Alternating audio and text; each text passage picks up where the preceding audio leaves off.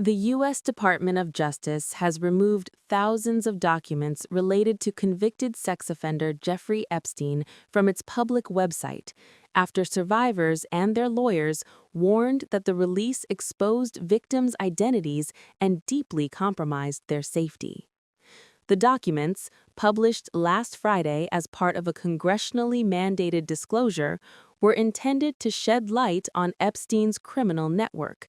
Instead, attorneys for survivors say the release contained serious redaction failures that revealed personal and identifying information belonging to nearly 100 victims.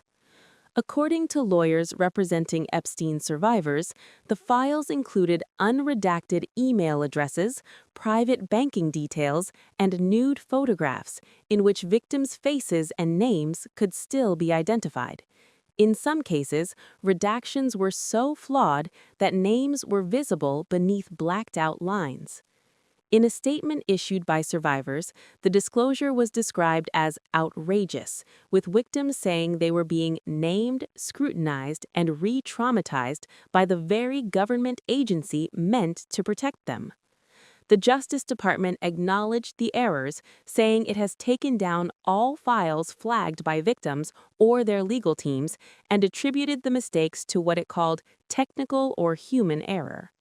In a letter submitted to a federal judge in New York on Monday, the DOJ said it had removed all documents requested by victims or their attorneys by Sunday evening for further redaction.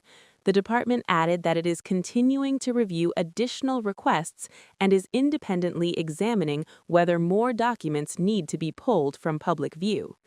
The DOJ said a substantial number of files identified internally had already been removed and emphasized that its review process is ongoing.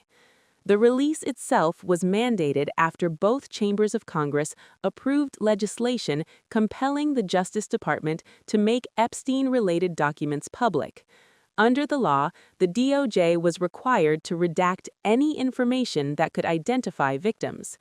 However, attorneys Brittany Henderson and Brad Edwards, who represent multiple Epstein survivors, called the release a historic failure.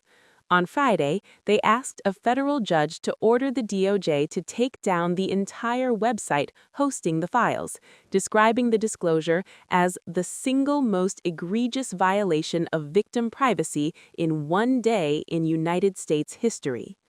In their court filing, the attorneys said the situation amounted to an unfolding emergency that required immediate judicial intervention, citing thousands of instances where victims' names and personal details were not properly redacted. Several survivors submitted statements to the court detailing the impact of the disclosure. One victim described the release as life-threatening, while another said she had received death threats after her private banking information was exposed online. Speaking to the BBC on Tuesday, Epstein survivor Annie Farmer said the damage caused by the release has overshadowed any potential value of the newly disclosed material. It's hard to focus on the new information that has been brought to light, Farmer said, because of how much damage the DOJ has done by exposing survivors in this way. Another survivor, Lisa Phillips, told BBC Radio's Newsday that many victims were deeply dissatisfied with how the release was handled. The DOJ has violated all three of our requirements. Number one, many documents still haven't been disclosed. Number two, the date set for release has long passed. And number three, DOJ released the names of many of the survivors. She added, "We feel like they're playing some games with us, but we're not going to stop fighting." Prominent women's rights attorney Gloria Allred, who has represented numerous Epstein victims, also criticized the Justice Department's handling of the release. She told the BBC that the latest batch of documents included the names and images of survivors who had never previously been identified publicly. In some cases, they have a line through the names, but you can still read them.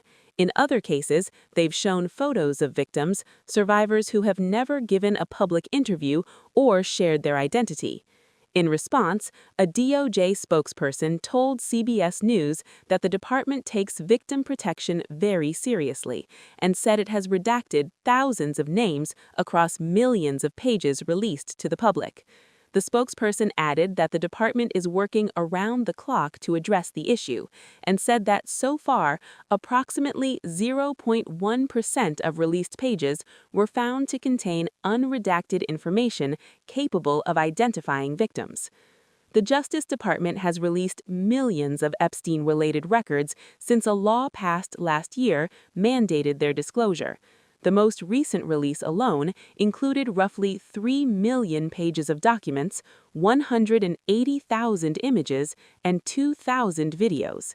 That release came 6 weeks after the DOJ missed an original deadline set under a law signed by President Donald Trump, following bipartisan pressure from Congress demanding greater transparency around Epstein's crimes and associates. Jeffrey Epstein died in a New York jail cell on August 10, 2019, while awaiting trial for federal sex trafficking charges.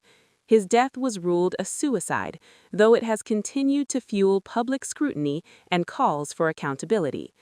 As federal courts now weigh victims' requests for further intervention, survivors and their advocates say the focus must return to protecting those harmed, rather than exposing them once again.